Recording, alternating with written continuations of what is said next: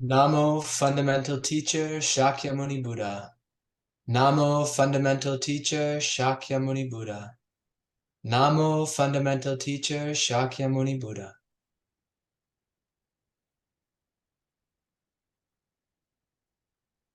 The unsurpassed, deep, profound, subtle, wonderful Dharma in 100,000 million eons is difficult to encounter. Now that I have come to receive and hold it within my sight and hearing, I vow to fathom the thus come one's true and actual meaning. You know who wrote this one? Yes, it was a Chinese empress, Yep. I believe. Yeah. The only one empress in the China history, in the Chinese history. Only one. And Wow.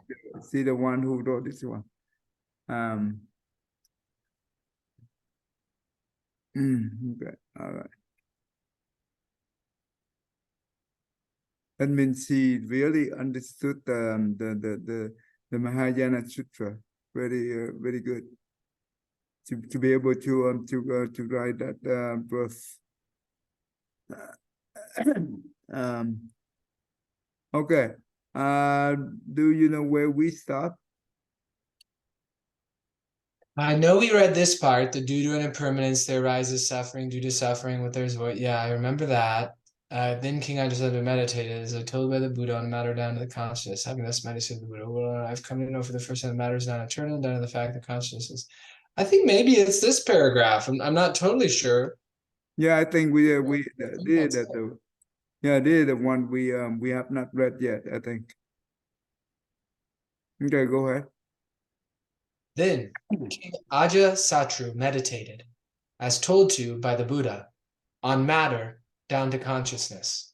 Having thus meditated, he said to the Buddha, O world-honored one, I have come to know for the first time that matter is non-eternal, and down to the fact that consciousness is non-eternal. If I had so meditated, I could not have sinned. In days gone by, I heard a person say that the all-Buddha world-honored one always becomes the parent to all beings. Though I heard so, I could not quite be sure. Now I definitely know. O world-honored one, I also heard that the King Mountain, Mount Sumeru, is made of the four treasures, gold, silver, Vaidurya, and Svatika, and also that all birds change their color, according to the color of the place they go to. Though I heard so, I was not quite sure. As I now come to Mount Sumeru, I am now the same color. I say that I am the same in color means to say that all things, to say that I am the same in color means to say that all things are non-eternal, suffering, void, and non-self. O world-honored one, I observed that in the world, the aranda, it's a type of plant, comes from the aranda seed, but not that sandalwood comes from aranda. I now see for the first time that sandalwood comes from the aranda seed. The aranda seed is none but I. The sandalwood is the faith that has no root in my mind. I say rootless. That is to say that I first did not know how to respect the Tathagata, that I did not believe in the Dharma and Sangha. This is what I call rootless. O world-honored one, if I had not met with you, the Tathagata world-honored one, I would have had to live for innumerable asamkhayas of kalpas in a great hell, suffering there infinite pain. I am now fortunate to have met with you, the Tathagata. By virtue of having seen this Buddha, I can now crush all defilements and the evil state of mind. The Buddha said, O great king, well said, well said. I now know that you will surely destroy the evil states of mind of beings. O world-honored one, if I could well destroy the evil states of mind of beings, I could well fall into a Vici hell and suffer great pain there for innumerable kalpas, and I should not feel it as pain. Good. Stop right there. Thank you. Okay, so the Buddha instructed Ajatasatru to meditate on matter and consciousness.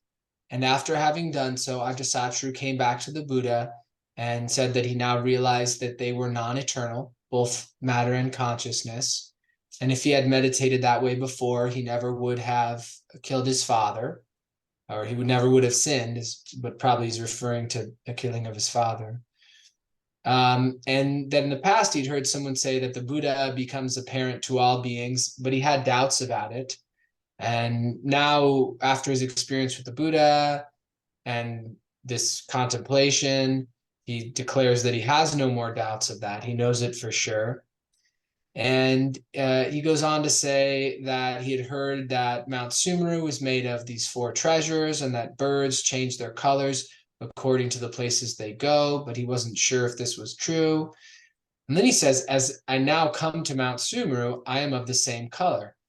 And he's saying that, meaning that he's also sees himself as non-eternal, and he sees that things are suffering and void and non-self, so that he's seeing through the 5 aggregates.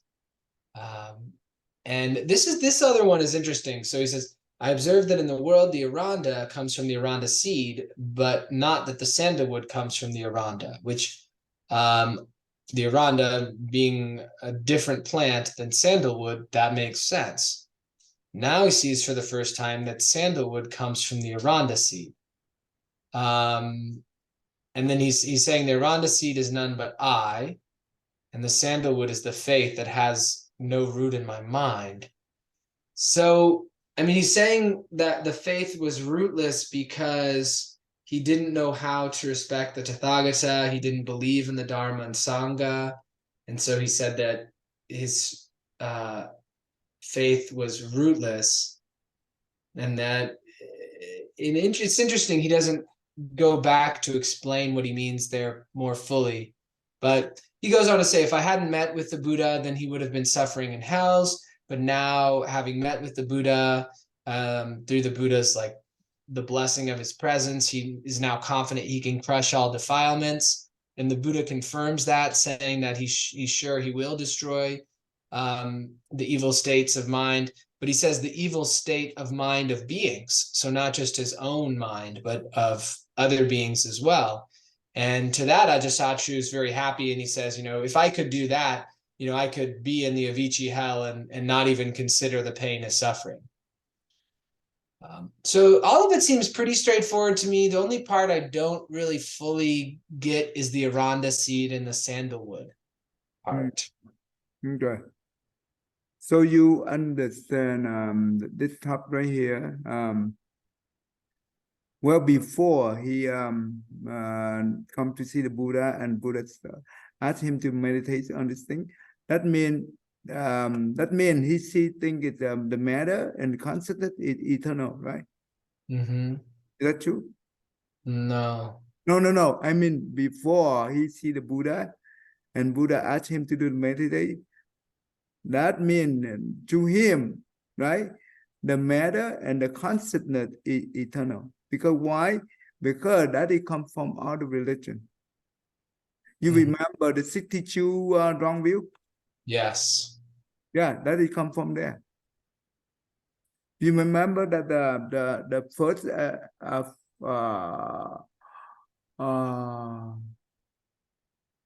44 in the past, right? The 44 wrong view for the past, and the 18 view in the future, something like that. But basically, what do they talking about? It when, right? When we die, the cell and the world, it still exists or not exists. We remember that they're talking about that, and based on what, because they some of the practitioner, they be in deep meditation, they be able to see the many life, right, in the past, and they say that maybe after I die, it's still there. That means that cell. And also the world, it still exists, right? To them, that means those things is permanent. It's eternal. Does it make sense? Mm-hmm. Yes, due to therefore now come back to here, did for the first time, right? So he met the Buddha asked him to meditate, and now he realized that matter is non-eternal, and as well as the consciousness is non-eternal. Non-eternal, that means impermanent, right? Mm-hmm. That's what it means. Non-eternal, it means impermanent. So this is the first time we understand this concept. And therefore, when we go down here, okay, come down here. Okay, this is, I observe that in the world, the Iranda come from the Iranda seed. This is the worldly view. This is normal, right? Apple come from where? Apple seed. Mm-hmm. Orange come from where? Orange seeds. This is the way how our world works, right? That's Mm-hmm. normal. But right now, the way he see it, for the first time I see that the sandalwood come from the Iranda seed, not from the sandalwood seed.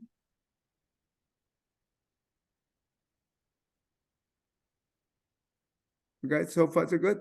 Just like up here. When Oh, okay. I think I sorry. did you get it? I think so. But Okay, tell me what you understand. well, because this faith that he has is born out of something very bad. Right, that's correct. So And, yeah. and he have very rooted into the wrong view. Mm-hmm. His faith is very rooted into the wrong view, right? And that's the way how his view is normally like that. And for the first time, okay, this is for the first time, he saw that the sandalwood come from the Iranda seed. What does that mean? Whatever that mean now, that mean in here, they say that Iranda seed is none but I, right? The sandals wood is the faith, but the Iranda seed is none but I. That means the ego or the self, right? This is self-centric. And this is the obstacle for us to see the truth. Okay? And he said that the sandalwood is the faith. This is the first time he saw. And that have no root in my mind. What does that mean? Because he very rooted into the wrong view. But now come to the rootless, that's what he said that the Tathagata, that means the Buddha, the Dhamma, and the Sangha. He don't have well-rooted. So that's why he said rootless. And that's why he did not know how to respect the Tathagata, and that's why he did not believe in the Sangha and the Dhamma and the Sangha. This is what I call, that means he called rootless. That is the first time. Oh, world honor one. If I have not met with you, the Tathagata world honor one, I would have lived in a miserable, this is a very, very, very long time in the hell, and suffering in the infinite pain because of wrong view. You remember I told, I don't know, I tell you this example. Let's say that I rather to be a normal lay person, do not know Buddhism for 100 years, rather than we have the wrong view in for one day. Because that's wrong view. You know what happened? Will put us, when we attach to it, you know what? It will put us into the evil realm easily. And that will cause us in the evil realm for a long time to suffering and don't know when we come out. Wrong view is terrible.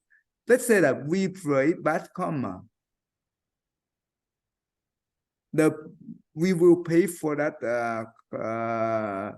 bad karma, and we have a day to come out.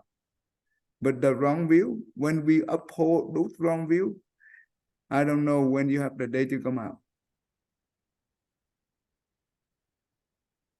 Does it make sense? That's why when you see someone is very stupid, right? Stupid.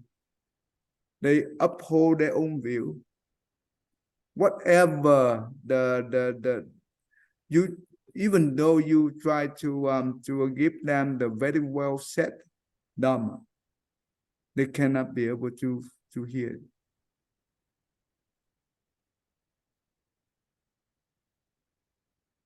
Wrong view is the most evil one. It blocks our path, block us from practice the path. That is the most scary. The people make a mistake, they pray bad karma, that's all right. They be able to repay it and they go on. But when we have wrong view and we uphold it, it's very tough to get out. You see that at the time the Buddha in the world, in India, there are 96 different religions. Most of them, they are the one who uphold on the wrong view. And the Buddha, the one is the perfect in both wisdom and blessing, cannot be able to help them. That's scary, right? Yeah. Then now the Buddha, it's not here. Just like the sun disappeared. We are the one who live in the darkness. The darkness of ignorance. Then who can help us, right? If we still have wrong view, if they still have wrong view, of course, the only way they will be suffer for a long time. You remember one of the story that Venerable Sariputta and Venerable Magalana, they both went to hell, right? Went to hell, or they saw that there were many of the different sects. That means the external religion, they are the one down there, and some of them told to both Venerable and please go back to the world, help me to tell my disciple, tell my student that the way that I teach them is not right, and they will be suffer for a long time. You know what? When they return to the world, right?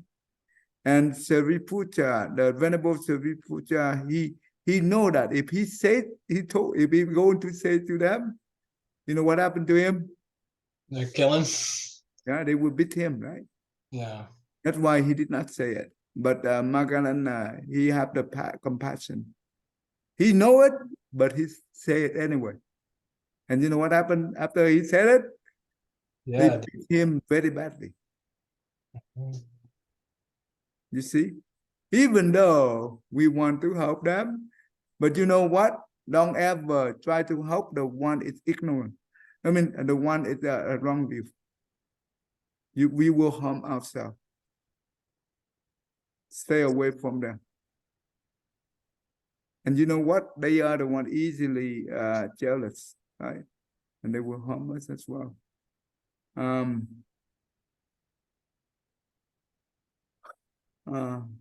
Yep. If we don't learn the Buddha teaching, and then we have no idea to distinguish the between right and wrong. I mean the view. That's why I share this to the Vietnamese class on Saturday. Last time we have the we recite the Flower Adornment Sutra for 10 days. I told you, right? And this is the second time, second year already. This is the second time. And the monk, we myself and my master, my teacher, very respect him, and he have a very good conduct. I mean, the vow, his vow is beautiful. What is his vow? Basically, he vowed that he try his best for his lifetime to recite all the Mahayana Sutra. And you know what? Some of the Mahayana Sutra is very long. The Flower Adornment Sutra is 4 volume, big one, big book. And he read 7 times already. Okay. Wow. Yeah. And the Mahaparami Nirvana Sutra, the one we are reading right now, he also read this one as well. This is 2 thick book. And the other one is Đại Bảo. Okay, the Red Tracer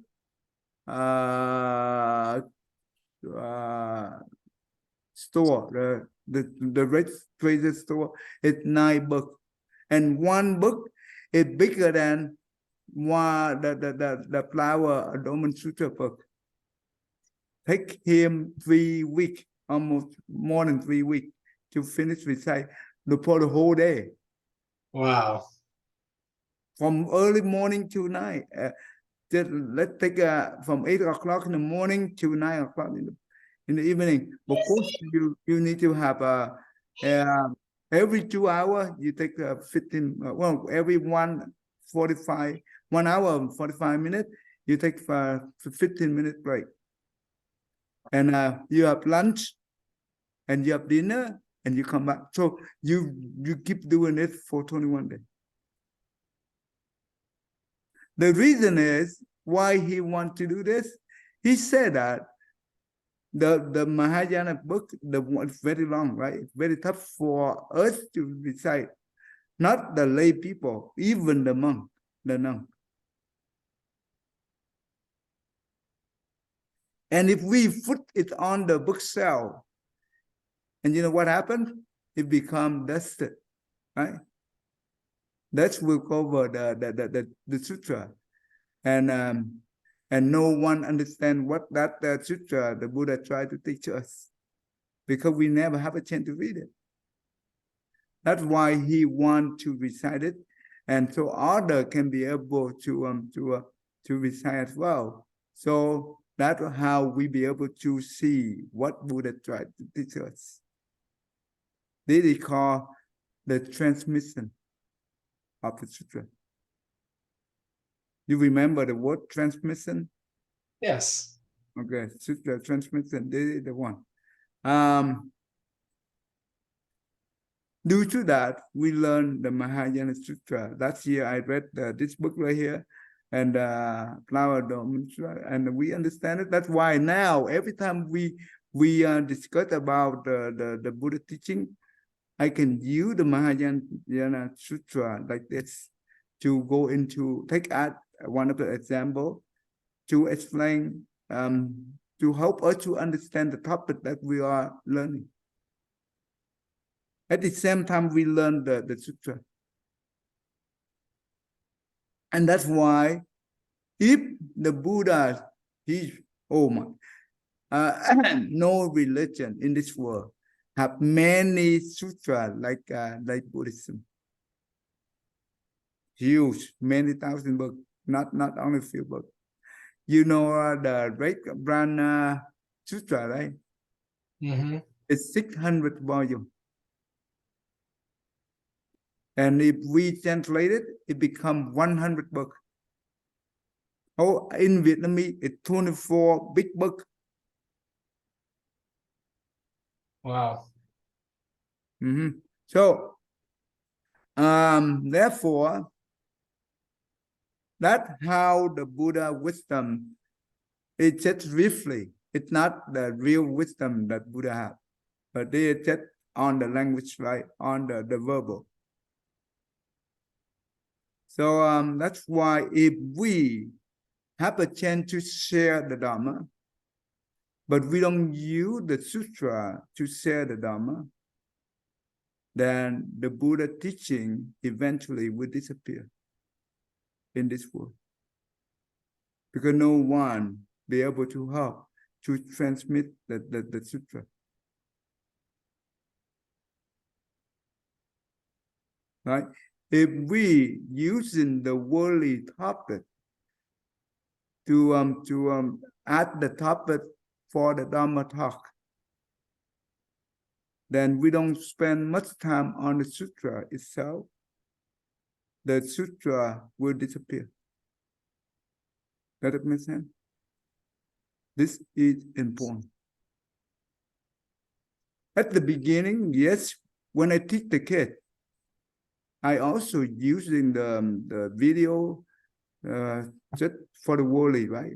For them to learn the model at the beginning and teach them the basic of the Buddhism. But when they learn with us for some time, we don't want to waste time on those things because those things will not help them to understand Buddhism. Because we don't know how long they can stick with us. Maybe they can learn with us for 1 or 2 years, and they no longer don't want to learn with us. Or when they go to the high school or higher grade, they busy with school. Or when, especially the teenager, they change behavior very quickly. One day quick, and we have no more chance to teach them. So we should take advantage and utilize the time that they with us, give them the Buddhist teaching truly, so they will understand the Buddha in the right view and the right contemplation. This is called wisdom. Yes, later on, when they go to high school or whatever, they no longer want to learn with us. They say that they're busy with whatever the reason is. It's okay. That's not a big deal. And later on, they go to the college, they don't want to learn with us. It's okay because they're busy.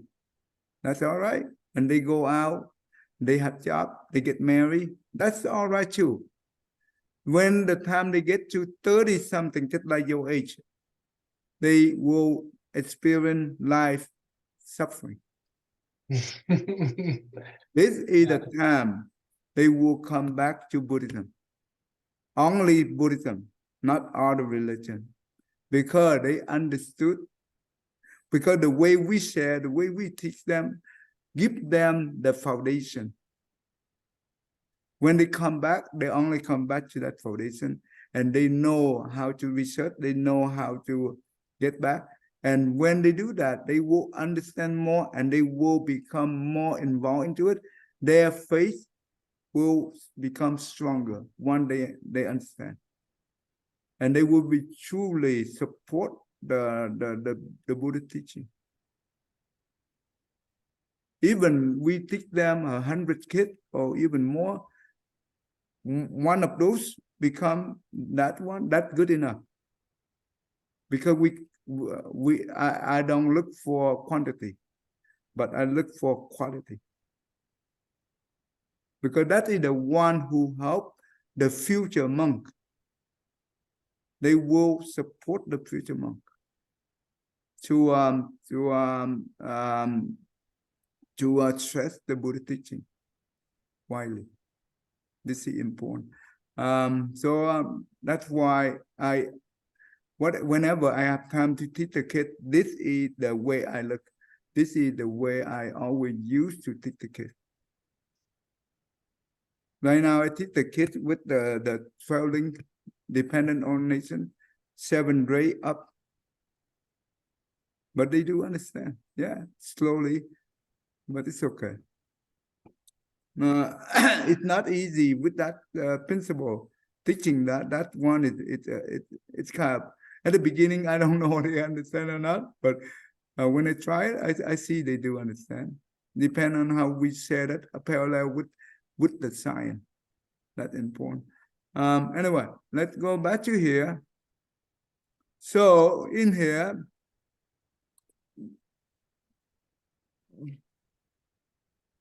I now fortunate to have met with you, the Tathagata.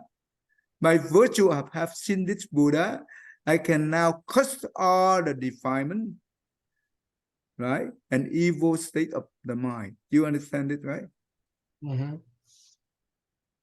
That means all the wrong view we have in the past, just like the darkness, the room in the darkness for 100 or 1,000 years.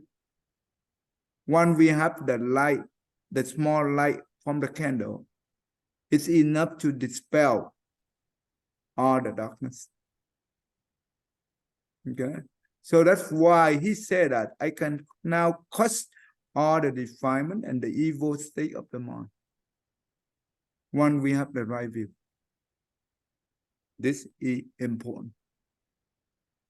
Right view and right contemplation, the two will cast them all. Yet, but we still not yet become the holy one. But it's okay as long as we have the right view and right contemplation, and slowly we will practice the way. That is the most important. If we practice the way, but without having the right view and right contemplation, we go in circle. And just like you loop it yourself. And let's loop. That means we stuck in the cycle for a long time. The Buddha said, "Oh, great king, well said, well said. I now know that you will surely destroy the evil state of the mind of being." Oh, do you understand this one as well? Well, the Buddha seems to be saying that he won't just overcome his own defilements, but that he'll help other beings. Mm-hmm. This is important.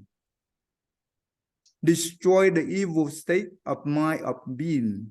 It means that we need to generate the bodhicitta. Without bodhicitta, you cannot be able to help others to destroy the evil mind of being. Only limited. So this means, to my understanding, implicit meaning underneath is the bodhicitta. Because once you have the right view and right understanding and right contemplation, and this is a good time that we need to be able to generate the bodhicitta. That means the loving kindness and compassion. With the compassion, we can be able to feel the suffering of others. With the compassion, we can be able to find the way to help others get out of the suffering that they are in. That's what the compassion means. This is what we call bodhicitta. Oh, well, honored one, if I could well destroy the evil state of mind of being, I would well fall into the AVC hell and suffer great pain there for innumerable kappas, and I should not feel it at pain. This is the one of the important. Yeah, this reminds me of the story about the monk who was about to, their blessings were going to surpass King Chakra. And so King Chakra was trying to deter their resolve and was trying to convince them that, you know, though the people he helped may enjoy the heavens, that it would result in him falling down into the hells. Oh, yeah, yeah. And he was like, oh, okay, well, that's fine. If hey, at least if they're in the heavens, I'll be fine knowing that from the house. So it's a similar idea that that one's enjoyment, one's delight could be replaced with the light of others, and that others having freedom and being released from suffering becomes a pleasure, becomes a joy. So through that story, right, you see that the Bodhisattva mind always care for other happiness, and he care less about him well-being. But remember, this is we also need to understand in this way. Do you think the bodhicitta mind, right, ever go into the hell? Not involuntarily. I think voluntarily, like Earth Store Bodhisattva, right, can travel in and out of the hells without obstacle. Therefore, easy to understand. When we live in the family, right, there are many arguments and fight going on among the members, siblings. This is the state of hell on earth, right? But if we be able to, we live within that hell, right? And we be able to harmonize them, we be able to help. Okay. Okay, we be able to help them to live in calm, right? In peace. Yes, we are the one in there just being like them, right? Like one of them. But we are the one who not directly in them. We are the one who be able to step outside. We look from outside into it. Our mind is not the same with their mind. Their mind always in the health state. But our mind, even our body in the health state, but our mind is not in the health state. Does that make sense? Therefore, we have more wisdom, we have clear mind to be able to find a way to help them, to get out of the fight, to be able to get together with the good affinity, instead of make the negative affinity they have to become more worse. This comes from where? Compassion. That means the bodhicitta, it will force us into this environment, we be able to help them. But sometimes help these people is very difficult.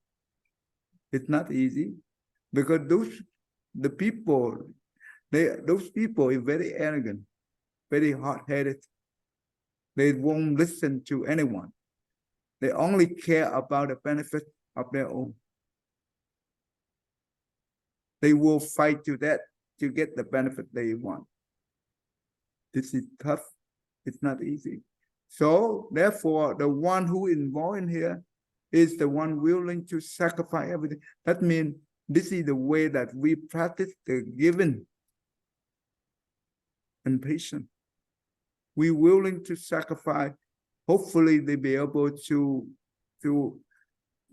not to root it into the evil state, but try to help them to have some root into the good state.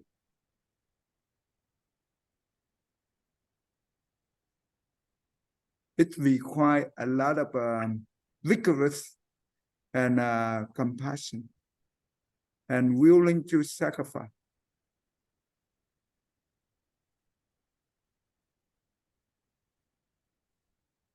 Easy to say, tough to do. But one we be able to overcome with the peaceful state that we have, the virtue we generate from this, incredible, numerous. And they are the one who help us to grow. spiritually. So basically, they are the one, the environment they give us. We don't want it, but maybe in the past we do have the vow for it. And that when we do have the negative affinity with them in the past as well. Due to the vow and negative, we come together as well. But we come to them in the peaceful way, not in the violent way. But they come to them for the violent way. So hell on earth, we have a lot of hell on earth. Don't wait until we go to hell, no. But depend on how we deal with it. We can turn the hell into heaven. It's not easy. I don't know. I tell you the story yet.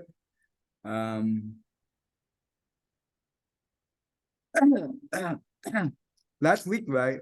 No, the week that we stayed for the 10 days. Surprisingly, it's not planned. This is very surprising to me. My uncle and my uncle wife, that means and my aunt come from Vietnam, right? They came to the temple and stay here for 10 days, and they sit there all the way from beginning to the end. This is the first time they have done. In their life, they never do this thing. And actually, my uncle is not usually the one who sit there do the recitation every day. No. But my aunt from Vietnam, she did. But not long like this. No, this is the first time. And that very surprised me. And they want to surprise me at the beginning. And this uncle here is the one that he took me to escape the country. He took me and my younger brother to escape Vietnam. We were the boat people in 1982. And when we, I lived with him, and we, and I am, there are many things, but anyway, I just want to briefly say, when I graduate, right, I lived with him as well to help his children. And you know what? I go to the temple. I go to the temple every week. And because of that, he did not like it. He wanted to stop me, and he told me many times that if you keep doing that, you live by yourself. He said that for the first time. Second time, I let go. I just okay. The third time, I invite them to sit down and talk. And I said that if uncle don't want me to live here, it's okay. Because I don't want to cause you any uncomfortable, hot feeling, right? So I will leave. When I left to live by myself, that is the beginning of the negative affinity I create between my uncle and myself. And you know what? For many years, he did not want to see me. And for the first 2 years, I did not go back to the house. And the third year, every New Year Eve, I went to visit him and pay respect to him. And you know what? My aunt opened the door, saw me, and let me in. I sit there for 1 hour, almost 1 hour. And he the one who scowled at me, and he yelled at me.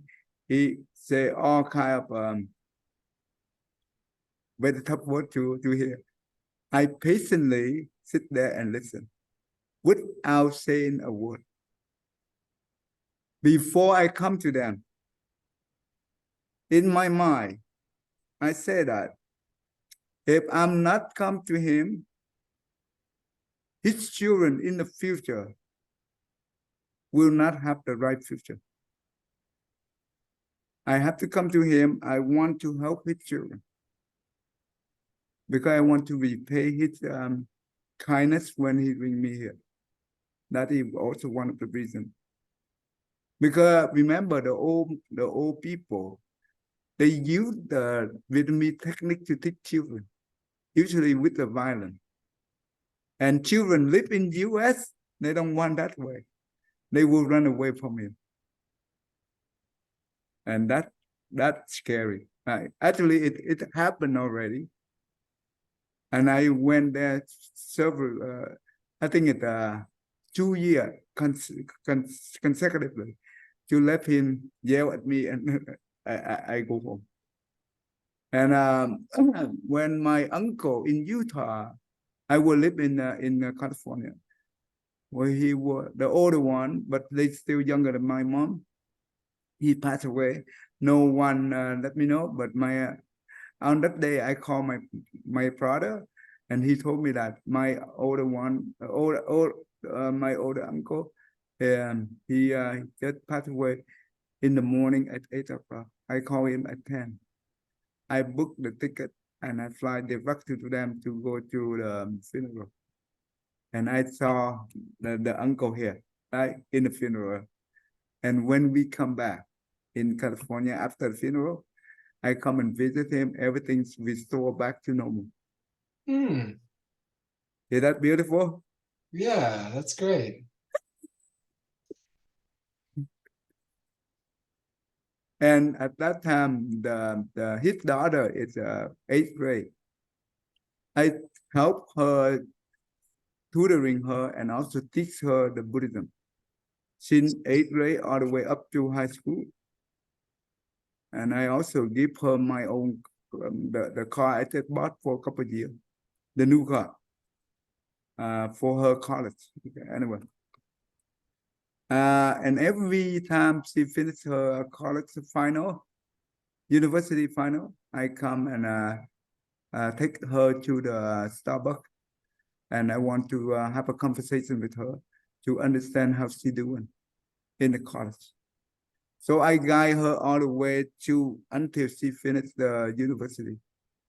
And the day that I want to become a monk, on that actually at beginning of on the Christmas day, she gave me some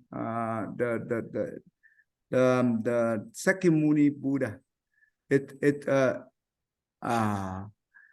it's in the private that she make. It's a handmade Buddha. She saw with I don't know what you call it in English. It's a private handmade Buddha. She gave me that. And she, the one that she tried to apply for the medical school for the occupational therapy. Mhm. She tried for 2 years already, but still not be able to get in. This is the second year. I told her that on April or March, I told her that before I leave to become a monk. No, when I leave to become a monk, you will be admitted into university. And actually on May, she been accepted.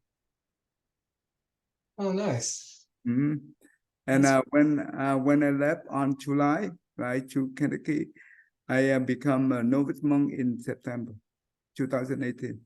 Anyway, and also at that time, on that day, I invite my uncle family, the whole thing, and also Cô Lang here. She also came to attend that ceremony, and his son, right, the one who the alcoholic.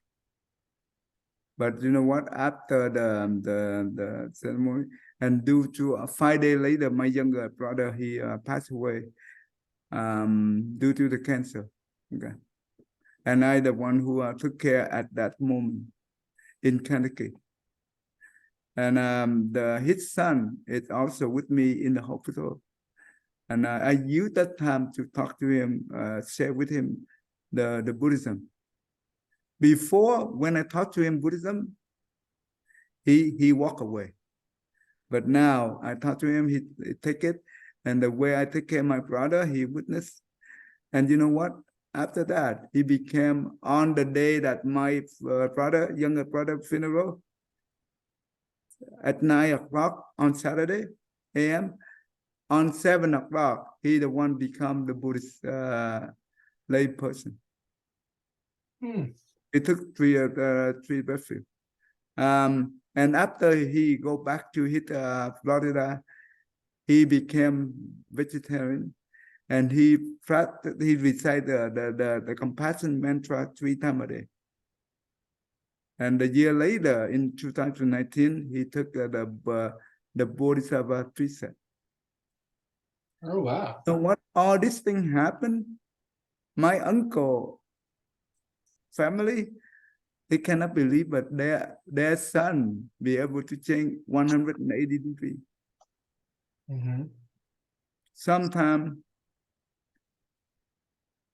the negative affinity is very tough to change it, to change it into positive. It takes years, not months, with great patience and compassion. But it's worth it, right? So it depends on the way we live, the way how we care for others. Compassion is the most important about. Without compassion, you cannot be able to patient.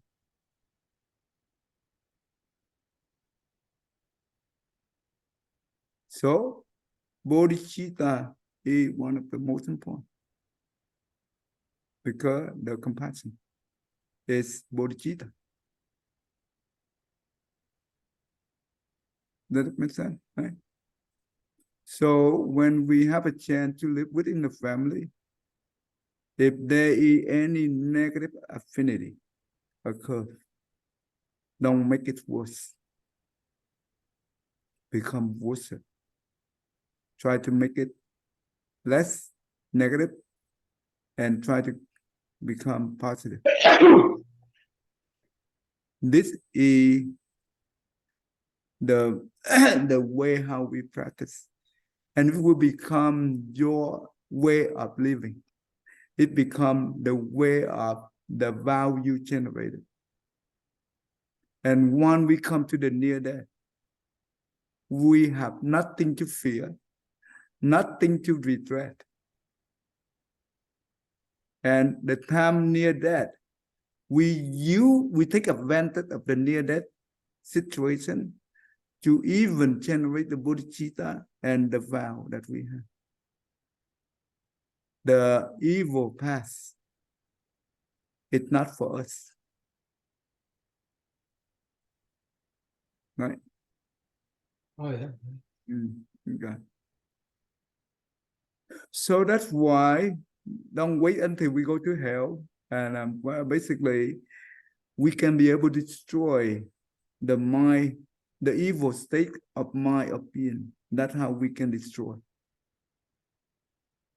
And if I don't create a good affinity, then they will not have a chance to come here to attend the 10 days.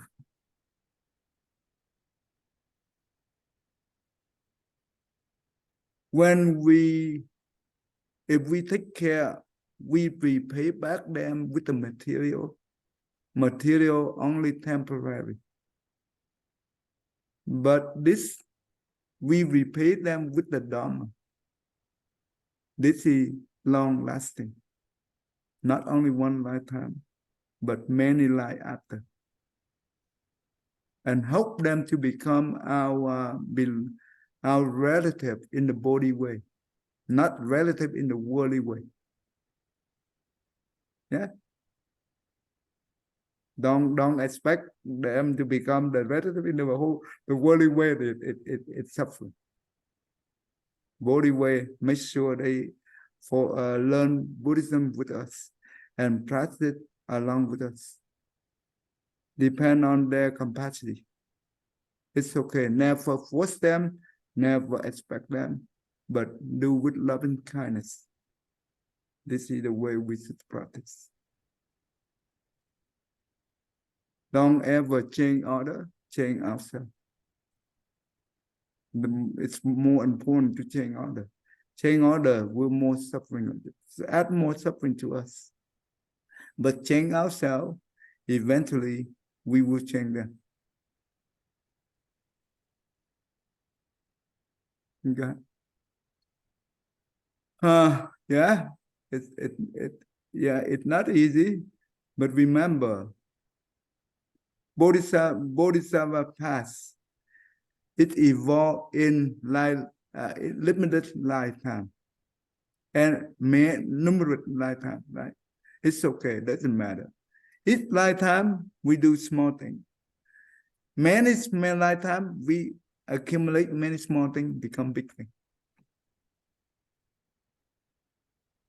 Don't ask for big thing. No need. Everything involved in family. If we take a good care of family, then we will take a good care from outside. But if we don't take a good care of family and we only care about outside, well, this is not the right way of compassion.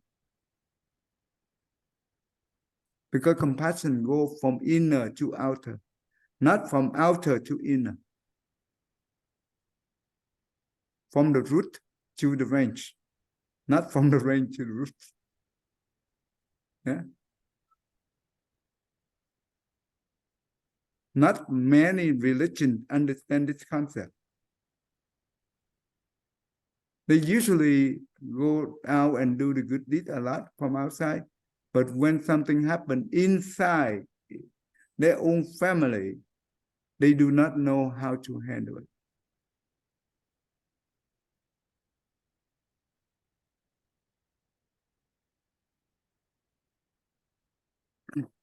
Okay, anyway, sometimes it's very tough, but if we have to keep a distance, it's okay to keep a distance. But never at any moment to have any ill will against them. That is the most important. That is truly compassion. Because even though we keep them at a distance, in our mind, always care for their well-being.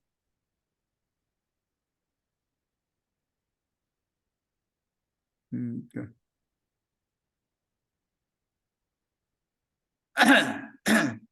Okay, I think we passed. Oh wow, we only learned small, only one paragraph, but it takes the whole class. But it's worth it, right? We slow pace, but we learn more. Yeah, we take time to address associated dharmas. Okay, all right. Okay, let's finish our. Go ahead. Do this, please. Thank you. May every living being, our minds as one and radiant with light, share the fruits of peace with hearts of goodness, luminous and bright. If people hear and see how hands and hearts can find in giving unity, may their minds awake to great compassion, wisdom, and to joy. May kindness find reward. May all who sorrow leave their grief and pain. May this boundless light break the darkness of their endless night. Because our hearts are one, this world of pain turns into paradise. May all become compassionate and wise. May all become compassionate and wise. Become compassionate and wise. Not compassionate by itself, not enough. Why have to go together? All right. Yeah. All right. Thank you. Thank you, Tay. I'll see you next Saturday. Thank you.